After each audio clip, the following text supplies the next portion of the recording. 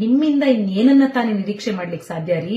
ನಿಮ್ಮ ನುಡಿಮುತ್ತುಗಳಿದ್ವಲ್ಲ, ಹೆಣ್ಣಿನ ಯಾವ ಭಾವನೆಯಲ್ಲಿ ನೋಡ್ತೀರಿ ಅಂತ ನಿಮ್ಮ ನುಡಿಮುತ್ತುಗಳು ಇಡೀ ರಾಜ್ಯದ ಜನ ಕೇಳಿದಾರ್ರಿ. ಒಬ್ಬ ಗುತ್ತಿಗೆದಾರನನ್ನ ಮನೆಗೆ ಕರೆದು ಆತನಿಗೆ ಲಂಚದ ಬೇಡಿಕೆ ಇಟ್ಟು, ನೀನು ಲಂಚ ಕೊಡಕ್ಕಾಗದೆ ಹೋದ್ರೆ ನಿನ್ನ ಹೆಂಡತಿ ಮಗಳನ್ನ ನನ್ನ ಮಂಚಕ್ಕೆ ಕಳಿಸು ಅಂತ ಹೇಳಿದಂತ ಮಹಾನ್ ಪುರುಷ ಅಲ್ವೇನ್ರಿ ನೀವು?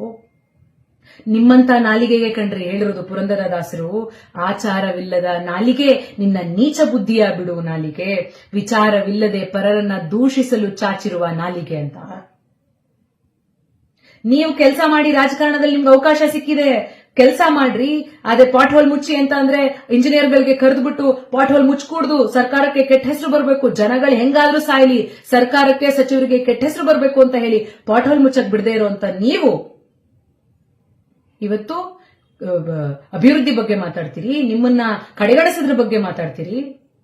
ನೀವು ಮಾಡಿದಂತ ಹಗರಣಗಳು, ನೀವು ಮಾಡಿರುವಂತ ಜೆಪಿ ಪಾರ್ಕ್ ಉದ್ಯಾನದ ಹಾಳ್ಗಿಡಿದಿರುವಂತ ಜೆಪಿ ಪಾರ್ಕ್ ಉದ್ಯಾನದ ಬಗ್ಗೆ ಜನಸಾಮಾನ್ಯರು ಇವತ್ತು ಹೋಗಿ ಎಲ್ಲ ಕಂಪ್ಲೇಂಟ್ ಮಾಡ್ತಾ ಇದ್ರಲ್ರಿ.